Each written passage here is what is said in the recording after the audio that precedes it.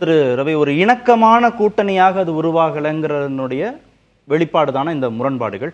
உள்துறை அமைச்சர் வந்து கூட்டணி ஆட்சின்னு ட்வீட் பண்ணுறதும் ப்ரெஸ் மீட்டில் சொல்கிறதும், திரு இபிஎஸ் வந்து இல்லை கூட்டணி மட்டும்தான், கூட்டணி ஆட்சி இல்லைன்னு அதை தெளிவுபடுத்த வேண்டிய நிலைக்கு போகிறதும் முரண்பாடின் வெளிப்பாடு தானே அது? இல்லை திமுகவுடைய கட்டமைப்புகள்ல இருந்து இந்த ஒவ்வொன்றா ரிலீஸ் ஆகிட்டு இருக்கு.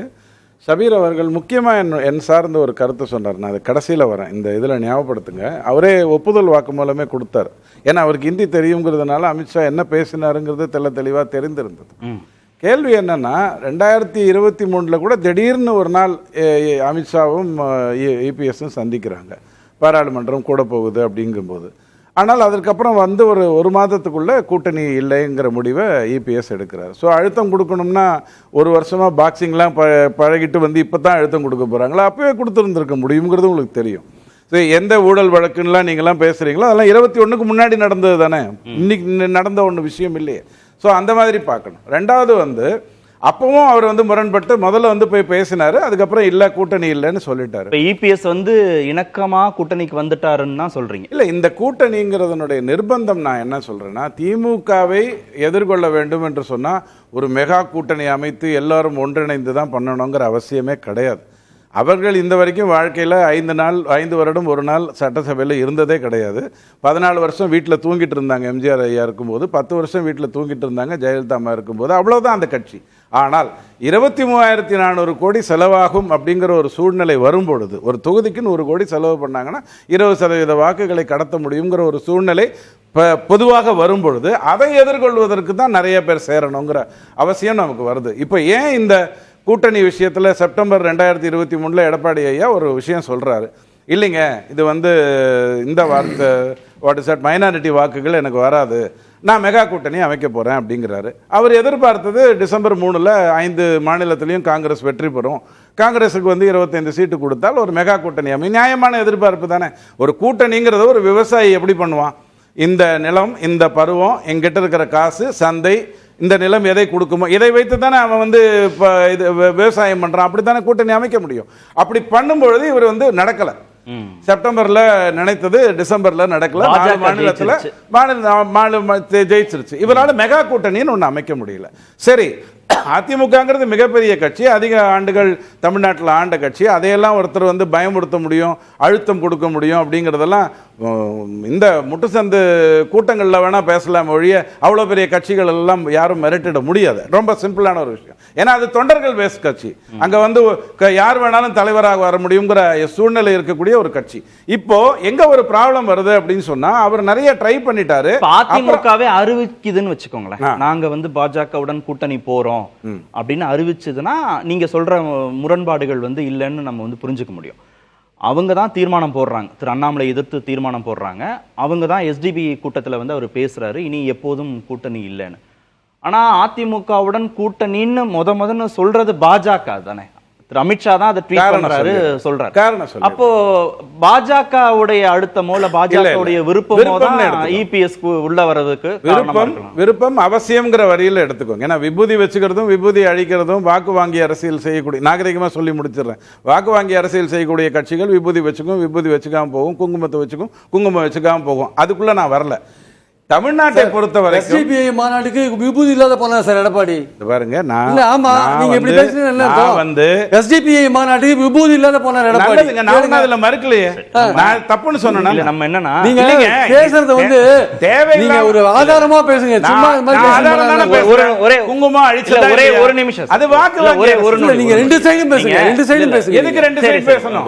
ஒரு நிமிஷம் சார், ஒரு நியாயத்தை சொன்னா நம்ம ஏன் ஒரு நியாயத்தை சொல்றீங்க? அதான் இன்னொரு நியாயத்தை நான் சொல்றேன். நியாயம்ங்கிறது ஒன்றுதானே. இல்ல ரவி சார், நியாயம் சரியில்லை, அநியாயமா இருக்கு. எல்லாருமே மேற்கோள் காட்டி சொற்பொழிவுகள் மாறியான இதை பேச ஆரம்பிச்சாங்கன்னா எல்லாருக்குள்ளயுமே அந்த தன்மை இருந்து வெளிப்பட்டுரும். நம்ம பியூர் பாலிடிக்ஸ் பேசுறோம், ஃபேக்சுவலா பேசிட்டு நீங்க கேட்ட கேள்வி அழுத்தம் ஒரே ஒரு நிமிஷம் உங்க கேள்விக்கு நான் வந்துடுறேன். இல்ல ரவி சார், நேரத்தை கடத்துவதுங்கிறது யார் எல்லாரும் பண்ற சாதாரணமான விஷயம். ஒரு நொடி நீங்க உள்வாங்கிக்கங்க, ஒரு நொடி உள்வாங்க. நம்ம கேட்ட கேள்வி திரு அமித்ஷா திரு இபிஎஸ் இடையிலான ஒரு அரசியல் உறவு சார்ந்ததுல இந்த விபூதி அழிக்கிறது, வச்சுக்கிறது, குங்குமம் வச்சுக்கிறதுங்கிற மத சார்ந்த நடவடிக்கைகளுக்கு இங்க ஏன் இடமே மத இல்லையே. சார்ந்ததா எடுக்கிறீங்க? அடிச்சது அவங்க, வச்சது அவங்க. நான் ஒண்ணும் மத சார்ந்ததா சொல்லல. நான் என்ன, நீங்க இன்னும் 1/2 மணி நேரம் டிராவல் பண்ண போறோம். இந்த சர்ச்சையே வேண்டியதில்லை. பொலிட்டிக்கலா உங்க பேசுங்க. கேள்விக்கு நேரடியா பதில் சொல்றேன். அவசியம் வந்ததா? அழுத்தம் அமித்ஷா கொடுத்தாரா அப்படின்னா அவசியம் வந்தது. தமிழ்நாடுங்கிறது ஒரு பிரிவினைவாதம் விளையாட்டாக பேசிக் கொண்டிருந்தது, அரசியல் ரீதியாக பேசிக் கொண்டிருந்தது நினைக்கிறது போக, திடீர்னு பாத்தீங்கன்னா இல்லை இது வேற ரூட்ல போகுதுங்கிற ஒரு அச்சம் ஒரு உள்துறை அமைச்சராகவும் வந்தது, ஒரு இந்திய குடிமகனா வந்தது, கட்சியின் தலைவராகவும் அவருக்கு வந்தது, அமித்ஷாக்கு வந்தது. யார் மேல? தமிழ்நாட்டை பொறுத்த வரைக்கும் சமீபமா நடந்துட்டு இருக்கிற விஷயங்கள், அது மும்மொழிங்கிற மேட்டருக்குள்ள வர்றதோ அல்லது வந்து மறுசீர அங்க ப்ரோரேட்டான்னு சொல்லி இன்னொரு விஷயத்தை உங்களுக்கு தெளிவுபடுத்திடுறேன். 4 பேருமே வழக்கறிஞர்கள், பத்திரிகையாளர்கள், அரசியல் விமர்சகராக தான் வச்சு நம்ம பேசுறோம். இதுல டைரக்டா அக்னி வந்து அதிமுக ரெப்ரசன்ட் பண்றாரா? அப்படி இல்ல. பிரியன் ஷபீர்லாம் டிஎம்கே ரெப்ரசன்ட் பண்றாங்களா? இல்ல. நீங்க பிஜேபியோ இல்லவோ ரெப்ரசன்ட் பண்றீங்களா? இல்ல. ஐடியாலஜி சார்ந்து இங்க உட்கார வச்சிருக்கோம். எந்த கட்சியின் பிரதிநிதிகளையும் உட்கார வச்சிருக்கல. இப்ப எனக்கும் நீங்க சொல்ற ஒவ்வொரு நிலைப்பாட்டுக்கும் நான் மறுத்துட்டே இருக்கிறேன் அப்படின்னா அதுவும் சிரமம், பத்திரிகையாளர்களுக்கும் சிரமம். அவசியம் இல்ல. இது எதுக்கு உங்களை கூப்பிட்டுருக்குன்னா பொலிட்டிக்கல் டீகோடுக்கு தான் கூப்பிட்டுருக்கு. ஒரே வரியில கட்சியின் பிரதிநிதிகள் எதுவுமே இல்ல. ஒரே வரியில சொல்லிட்டோமா? பிரிவினைவாதம்னு சொல்றதுக்கு யாரு இங்க பதில் சொல்லுவாங்க? இல்ல. அந்த நெருக்கடியை அமித்ஷா என்ன நினைச்சாருங்கிறதுக்கு யாருமே பதில் சொல்ல வேண்டியது இல்ல சார். மும்மொழி எதிர்த்தா பிரிவினைவாதமா சார்? மும்மொழிங்கிற மேட்டர் எதுல பேசினா எப்படி சார்? ஒரு நிமிஷம் நானே சார், முதல் 15 நிமிடமும் மிக தவறான கருத்துக்களை, அதாவது மௌனமா இருந்தாரு. ஒரு மிகப்பெரிய கட்சியினுடைய தலைவரை மௌனமா இருந்தாரு, அழுத்தத்தில் இருந்தாரு. அன்னைக்கு அவரை பேச விடாம பண்ணிட்டா வேலை முடிஞ்சதா? சார் ஒரு நிமிஷம் சார். அப்படிப்பட்ட வார்த்தைகள் எல்லாம் மூத்த பத்திரிகையாளர்கள் சொல்லலாம். நீங்க அவர் மௌனமா இருந்தது உண்மைதானே? மௌனமா இருந்தது எதனால? அது நீங்க சொல்லணும், அவர் சொல்லணும். நான் சொல்றேங்க. நீங்க எப்படி சொல்லலாம்? அவர் சொல்லணும் சார். மௌனமா இருந்தது ஃபேக்ட். ஐயா, விவாதத்துல இருந்து கடத்துறது சாதாரணமான ஒரு விஷயம். மௌனமா இருந்தது நீங்க சபீர் ஐயா சொன்ன ஒரு விஷயத்துக்கு வந்துடுறேன். ஒரு நொடி. நீங்க யாருக்கும் நெருக்கடி கொடுக்காம பொலிட்டிக்கல் டீகோட் பண்ணணும்ன்ற நம்பிக்கையோட தான் நான் உங்களை அனுமதிக்கிறேன். நீங்க மீண்டும் இதை செய்யற போது உங்க கருத்துக்கள் போயே சேராம குறுக்கீடுகள் வந்துட்டே தான் இருக்காங்க. சபீர் ஐயா அந்த பேட்டியில இருந்தார். அமித்ஷா கிட்ட முதல்ல கேட்டது, நீங்கள் கூட்டணி ஆட்சி அமைக்க போகிறீர்களா? தேசிய கூட்டணி தான் அமைக்க போகிறது. அடுத்த கேள்வி, மந்திரி பதவி இது வேண்டும் என்று கேட்பீர்களா? அது வந்து தேவை, இது முடிஞ்ச உடனே, ரிசல்ட் முடிஞ்ச உடனே பேசிக்கலாம். இவ்வளவுதானே. ரொம்ப தெளிவா பதில் சொல்லிட்டாரு. இந்த கூட்டணியில நாங்க போட்டி போட போறோம். நாளைக்கு ஜெயிச்சதுக்கு பிறகு அந்த எந்த அமைச்சர்கள் அப்புறம் பேசிக்கலாம். இப்ப அது பேச போறது இல்ல. திரும்ப இபிஎஸ் தலைமையில் கூட்டணி, இபிஎஸ், ஏன்னா அதுதான் உண்மை.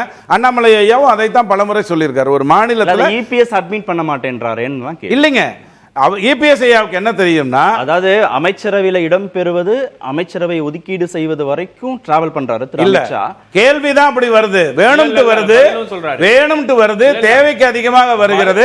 கூட்டணிக்குள்ள கூட்டணி இருந்துட்டே இருக்கீங்க அப்படின்னு சொல்லிட்டு இப்ப கூட்டணி வந்துருச்சுன்னு உடனே அச்சத்தில் வருகின்ற கேள்விகள்.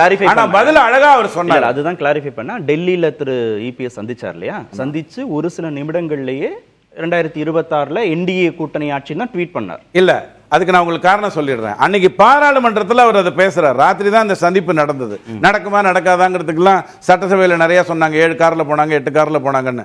மதியமே பாராளுமன்றத்தில் தெள்ள தெளிவா அவர் பேசிட்டாரு. தமிழகத்தில் இந்த கூட்டணி வரப்போகுது. அதுதான் ட்வீட்டா உங்களுக்கு வந்தது. நல்லா புரிஞ்சுக்கோங்க. அந்த பேட்டியில் ரொம்ப தெள்ள தெளிவா அவர் சொல்றாரு, கூட்டணியின் மூலமாகத்தான் நாங்க போறோம், இவர் தலைமையில் போறோம், அமைச்சரவை அதெல்லாம் எங்க கிட்ட விட்டுருங்க, அது பின்னாடி பேசிக்க வேண்டியது. ஒன்னு புரிஞ்சுக்கோங்க, மகாராஷ்டிரால ஒரு கூட்டணி ஒரு விதத்தில் நடக்குது, பீகார்ல ஒரு விதத்தில் நடக்குது. பிஜேபி அந்தந்த மாநிலத்தில் எதுவோ அதன் அடிப்படையில் கொண்டு போகும். பட்நாயக்கோடு ஒரு கூட்டணி வந்திருந்தால் அங்க 60-40 தான் வந்திருக்கும். எழுதி வச்சுக்கோங்க.